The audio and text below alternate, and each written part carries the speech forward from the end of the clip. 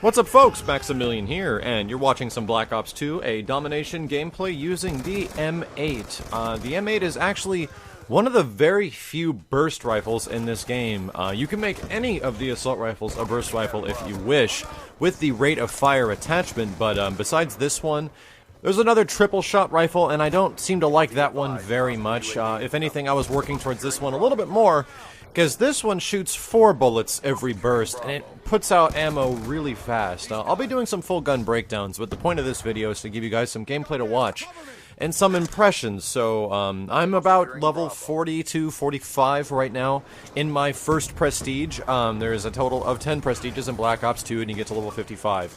Now, as far as the time I've been playing, I didn't want to make any impression videos until I was at least like leveled to 55 once and hit my first prestige, because I feel that you at least need to do that to get a kind of an understanding and the time amount of how Black Ops 2 feels. And if anything, I think my opinion changes wildly once you actually get to 10th prestige. I do get to 10th prestige on all the Call of Duty games for the most part.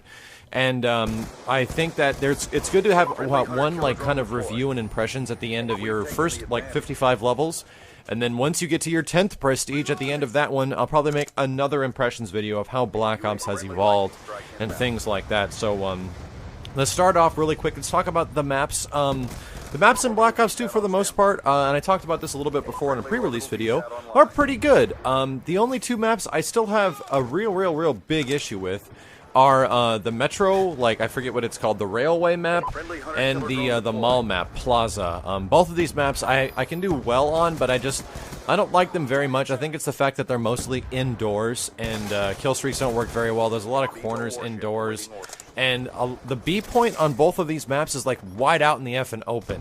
It's really crazy and really hard to try to cap B because there's hardly any cover at all, especially in domination game types. But for the most part, I think a lot of the maps are pretty damn good. I think Yemen might be my favorite map in the game, but beside that, it's looking pretty good. Now let's talk about the guns. The guns in Black Ops 2 definitely feel much different. I was having a lot of situations where you get the first hit on a guy, like you got the first hit absolutely, and then the dude is able to pick up his gun, aim directly at your head, and get a headshot and a couple of body shots, and you are dead in a heartbeat.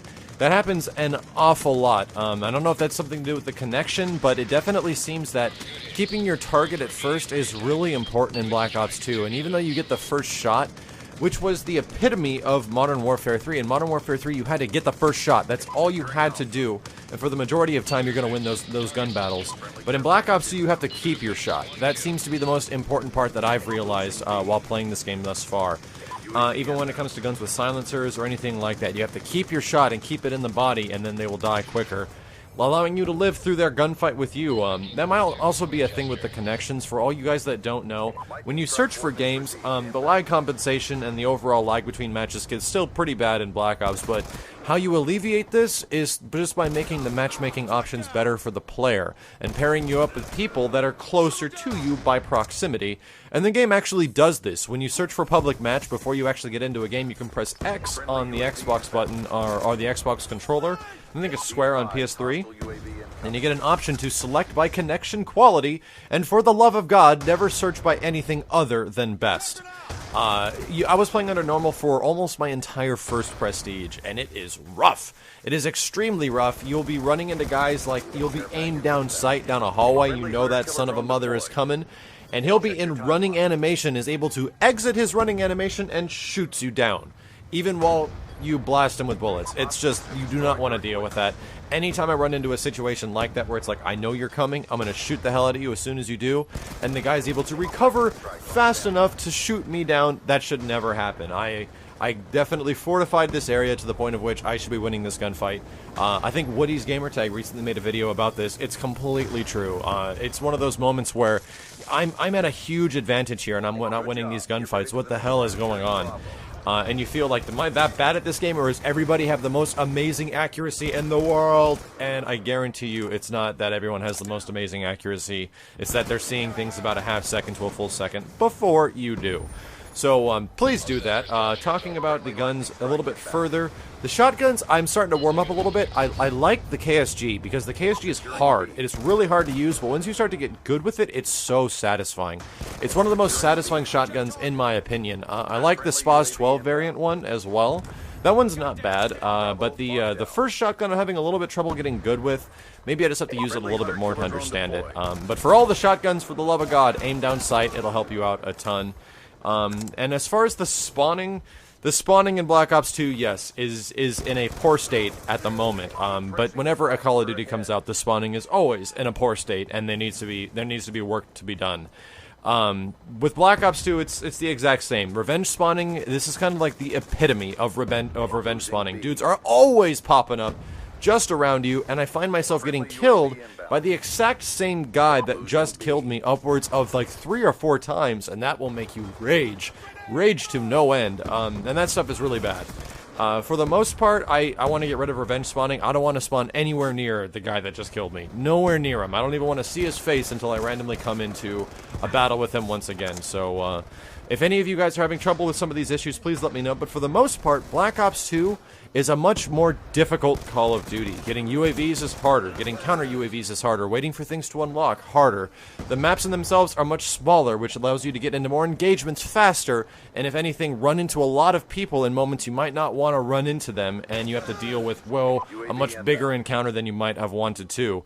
Black Ops 2 is a much different feeling Call of Duty as well, but I like it. It finally feels like, with the Treyarch previous Call of Duties, it always felt like Black Ops 2 should have been the game, or I'm sorry, the original Black Ops should have been the game that came out before Modern Warfare 2, and Modern Warfare 2 felt like the sequel, you know what I mean?